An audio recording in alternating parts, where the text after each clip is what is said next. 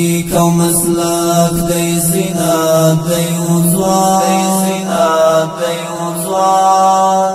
زحمت پر اختیار دی عزت دی وزوان تعبیر د تصویر تنویر دا مسیر مبهم. بسم الله الرحمن الرحیم. د سلام په وړاندې کولو سره د تخنیکی او مسلکي زده کړو ملي ادارې د ماښام 9 بجو خبري ټولګي ته راغلاست. نن دوشنبه د 1403 لمریز کال د زمري میاشتې 15 نیټه ده. په سر کې د خبرونو سره ټکی. د تخنیکی او مسلکي زده کړو ملي ادارې لخوا د کارپنځونې سیمینار پیل شو او په مرکزی بغلان کثیر شوی انسټیټیوټ کې سیرنیز پروګرامونه پیل شول.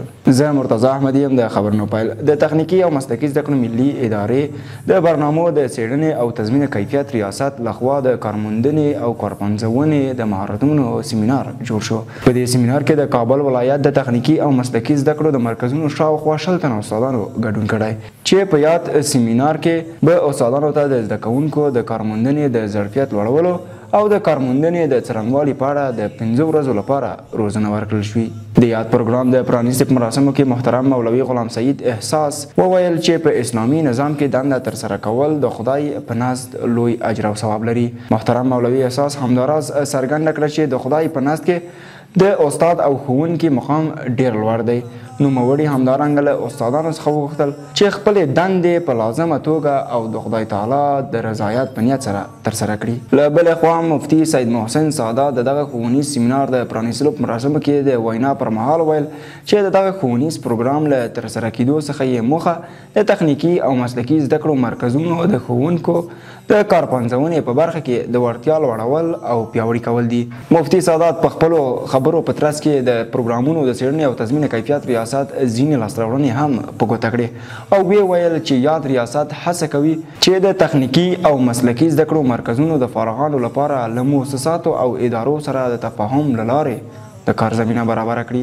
دغه راز په دغه پروګرام کې د تخنیکي او مسلکي زده کړو ملي ادارې ویان محترم محمد عثمان الماس د الحاج مولوي غلام حیدر شهامت ویناو ته په اشارې سره زیاته کړه چې په افغانستان کې د بیکارۍ ستونزه د مسلکي او حرفوي کسانو د کمښت له امله رامنځته شوې ده. د دې مراسمو په دوام کې د تخنیکي او مسلکي زده کړو ملي ادارې د پروګرامونو د څېړنې او د تضمین کیفیت ریاست د کارشناسانو لخوا د سیمینار د وړاندې کولو لړۍ په رسمي ډول پیل شوه چې د 15 ورځو لپاره به دوام وکړي. دا په داسې حال کې ده چې تر دې وړاندې د تخنیکي او مسلکي زده کړو ادارې د افغانستان د غوره ابتکاراتو او نوښتونو د ملي نندارتون په پرانیستلو سره لسګونه نوښتګرو او خلاقو ځوانانو ته د کار زمینه برابره کړه او په مرکزی بغلان کثیر شوی انسټیټیوټ کې سیرنیز پروګرامونه پیل شول.